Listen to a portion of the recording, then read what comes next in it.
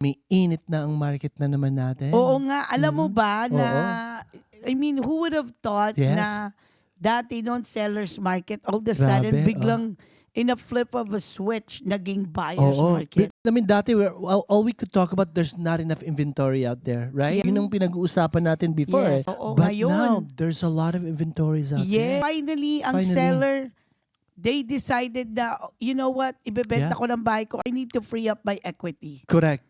It doesn't matter anymore. Like, again, what's a good thing is may equity mga bahay ngayon. And it's a good thing, actually, with all these inventories kasi mga home buyers, may mga choices. Oo nga. You have Okay, choices. let's talk Let's about talk about that. it. Ano Okay. bang ibig sabihin pag buyer's market? Yan. And I Yes. really want to go ahead and talk about that.